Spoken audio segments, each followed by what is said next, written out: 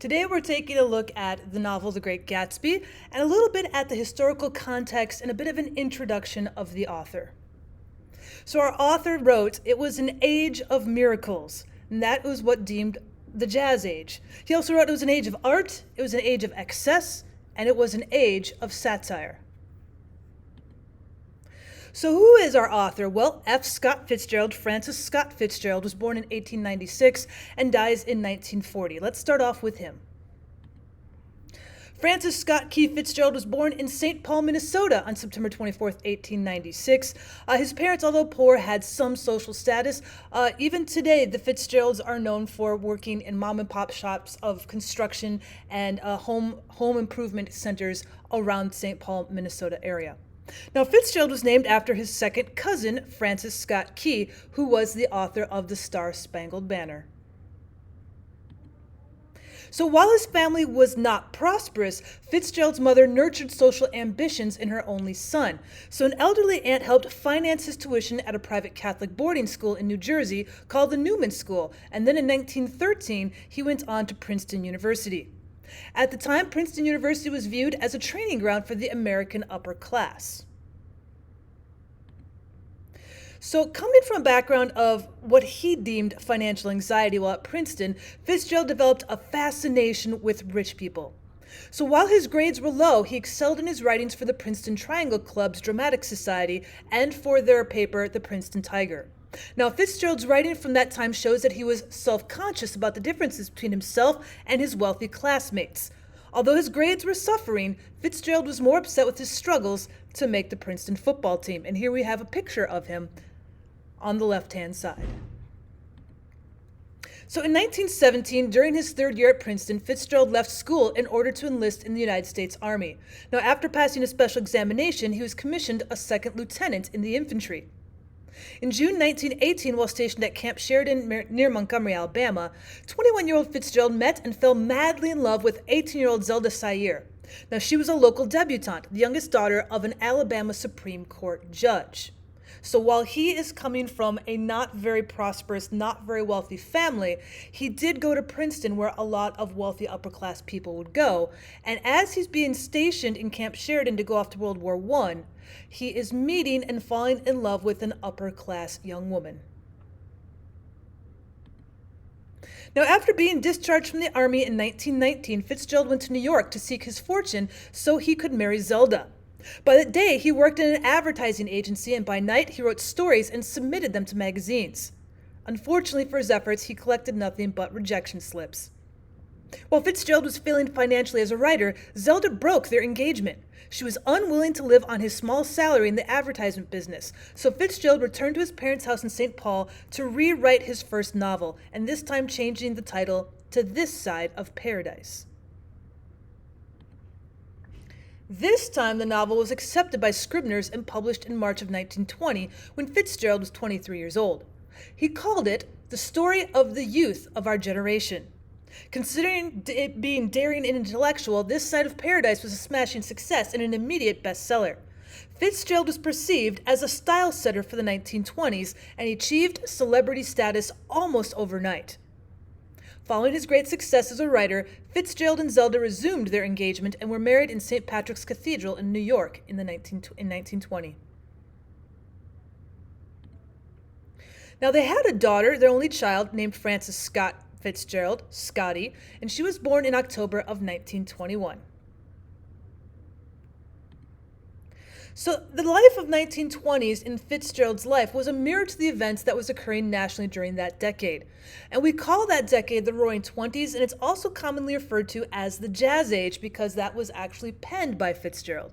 And it was a time of challenge to the established order, personal indulgence, and sometimes even self-destructive excess. You would actually overindulge. Fitzgerald figured himself the self-proclaimed spokesman and its symbol. Well, this was an era of prohibition. Fitzgerald and Zelda drank alcohol publicly, and they partied like it was no tomorrow. Their tastes were for life in New York's luxurious Plaza Hotel, their expensive and gigantic cars, country homes on Long Island or in Connecticut, and they would visit villas in France. They spent their money as fast as Fitzgerald could make it. In fact, they spent more than he could make, and they found themselves quickly in debt. Fitzgerald was to spend the rest of his life in a futile struggle just to make ends meet. Then we get to 1925. The Great Gatsby is frequently nominated as the greatest American novel. Now, the quintessential story of not only the 1920s, but also of the American experience, this novel chronicles the exuberance, the excess, and the malaise of the 1920s, showing how America's fascination with material success was just eroding personal values. Now, the novel received critical praise, but at the time, its sales were mediocre. It is nothing like his 1920 novel of This Side of Paradise. The fact that the novel did not sell well was a disappointment from which Fitzgerald never recovered.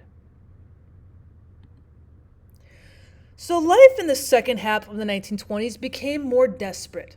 As the Jazz Age drew to its dramatic close with the stock market crash in 1929, so did much of Fitzgerald's life and his writing career. An alcoholic since the age 22, Fitzgerald's drinking just got out of control, earning him the dubious title, America's Drunkest Writer.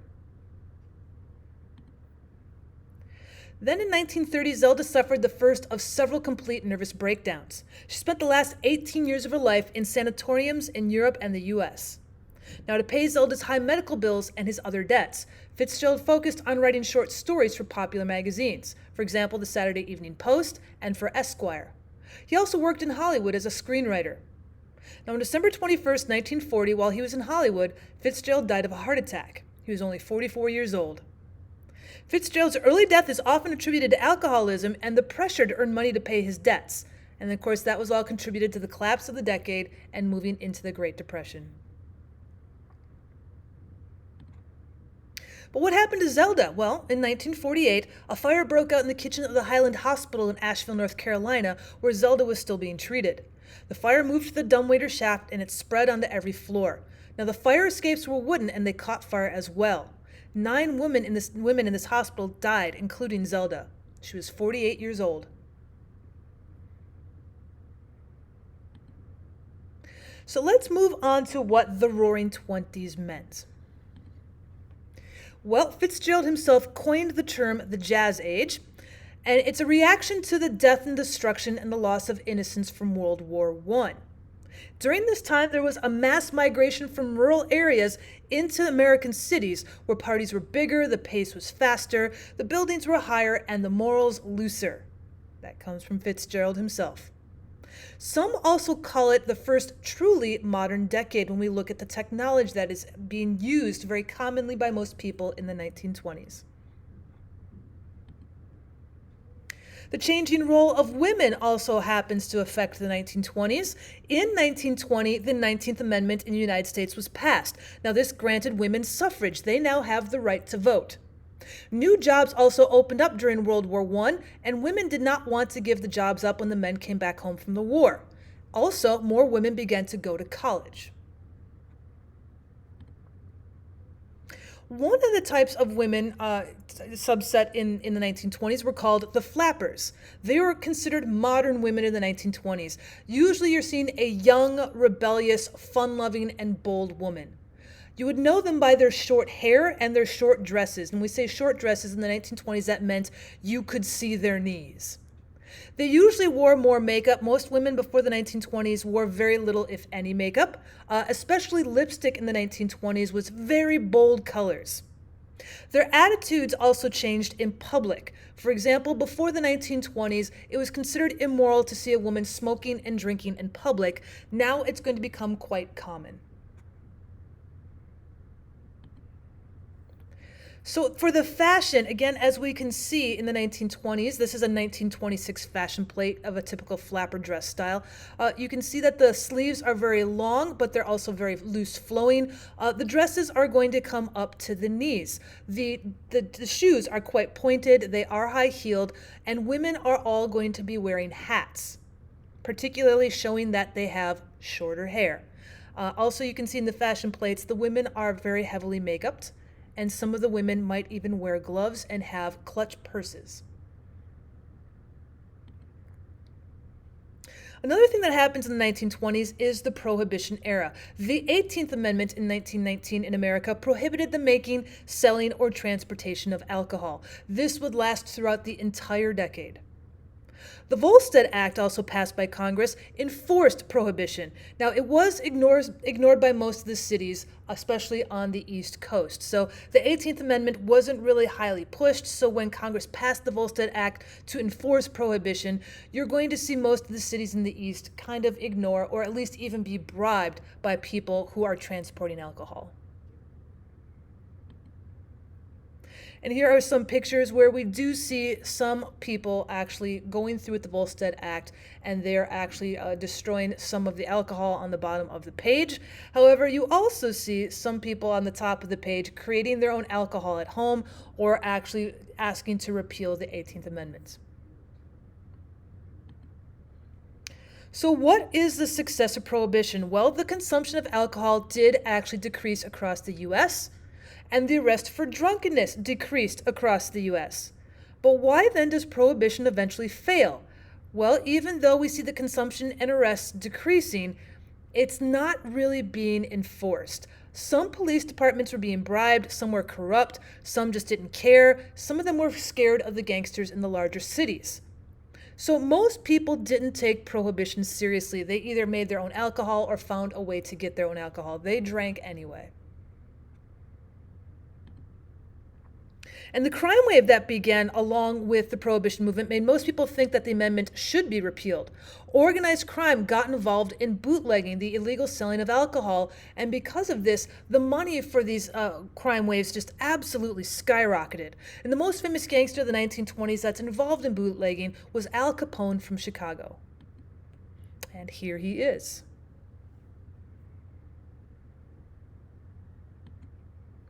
So let's talk more about the novel of F. Scott Fitzgerald's The Great Gatsby. How does this reflect all of the 1920s, and how does it reflect the author himself?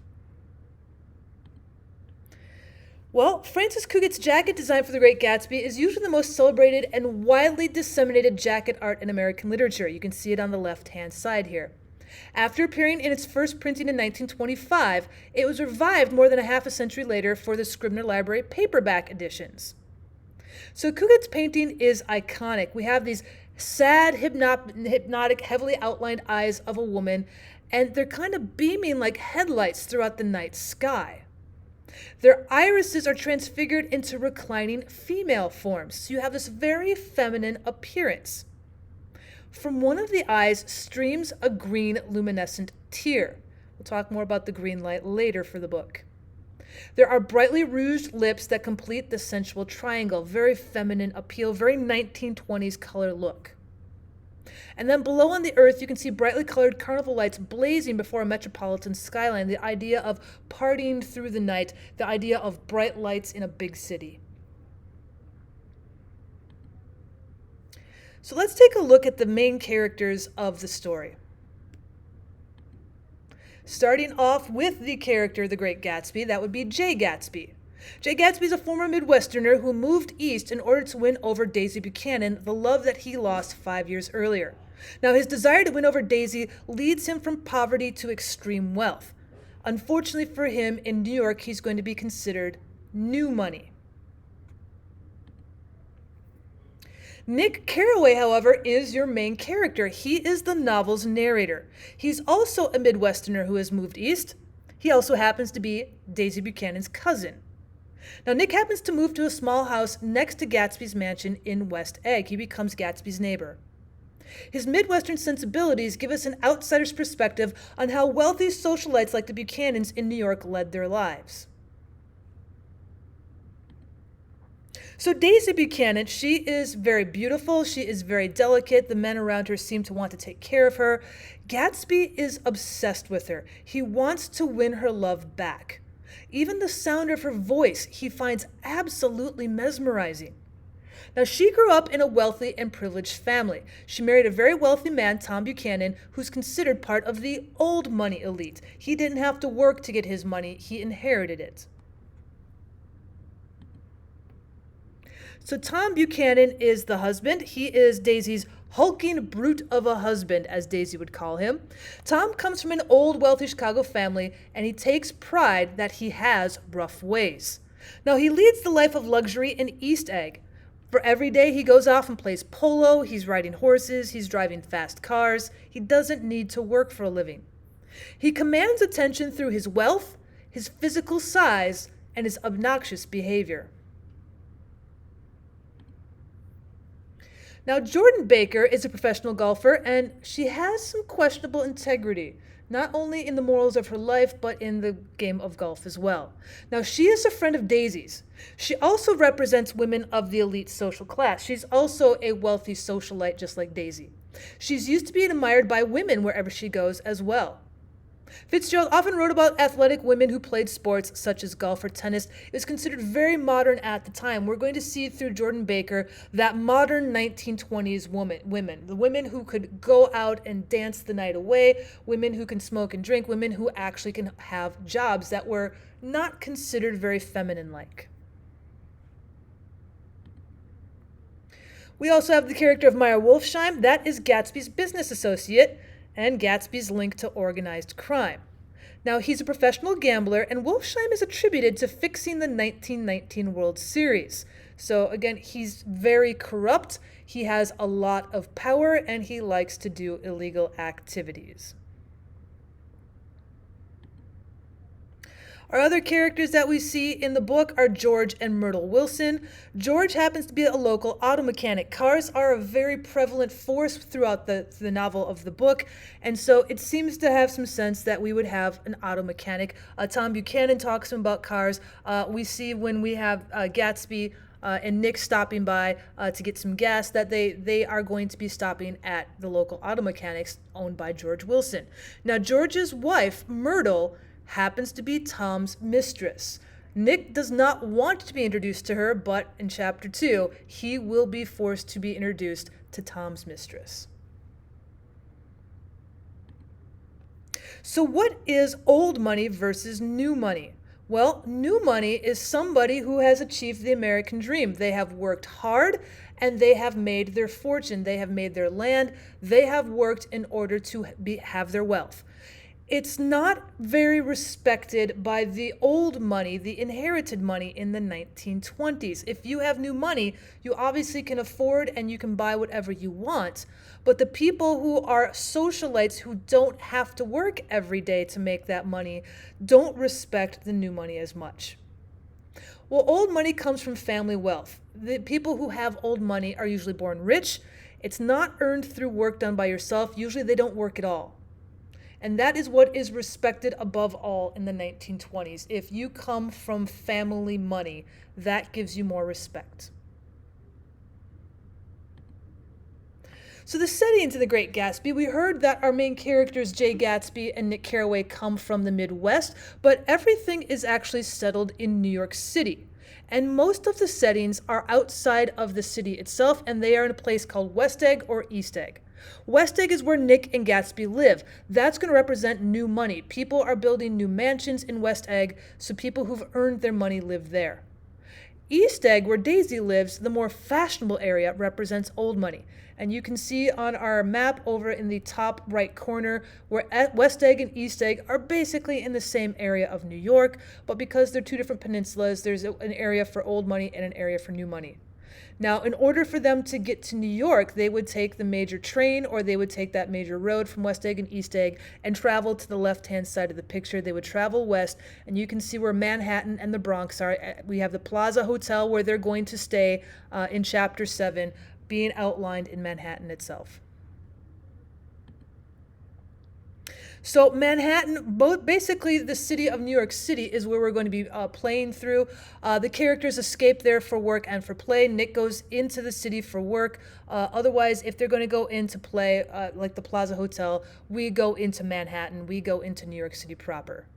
Now, between New York City and West Egg and East Egg, the traveling area is called the Valley of Ashes. And it's an industrial area between the city and West Egg where Wilson's Garage is located. The reason why it's called this Valley of Ashes is, as you can see in my picture on the right-hand side, a lot of industry is there. And so you're going to have a lot of foggy smoke, a lot of coal being burnt.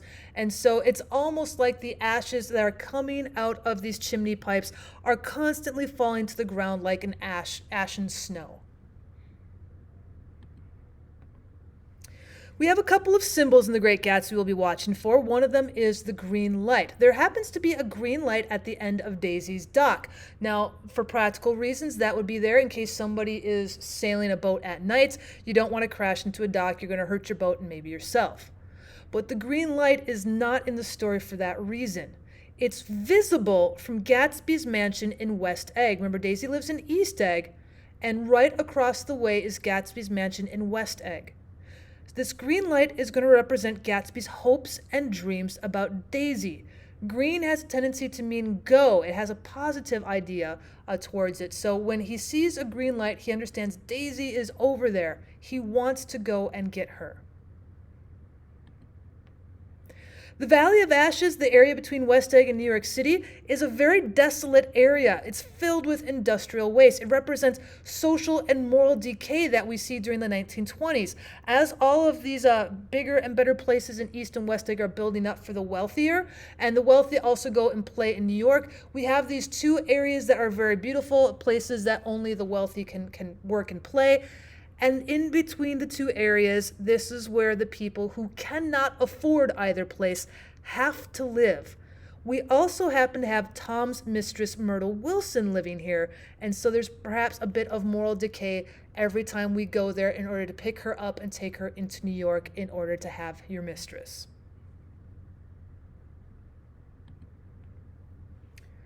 We also have the eyes of Dr. TJ Eckelberg.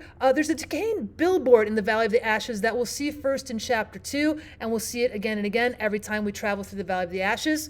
The eyes are advertising an optometrist. So that's what it was. It was a billboard that advertised an optometrist. But for now, we see it after it's no longer in use. It is decaying. Now, there are multiple proposed meanings, including a representation of God's moral judgment on society. This is a billboard, and it's up on the highest point in the Valley of the Ashes. So this billboard seems to look down into the Valley of the Ashes, and all it is just a couple of eyes. And because of the smoke and the smog and the ash that is constantly pouring out of the chimneys of the industry, it seems like in this foggy haze up on a hill, there's these pair of eyes that are looking down into this morally declined, socially declined area, and it's judging the society in that way. Thanks so much for stopping by for this introduction, guys. If you'd like, please go back and check more of my videos on my channel. Thanks for stopping.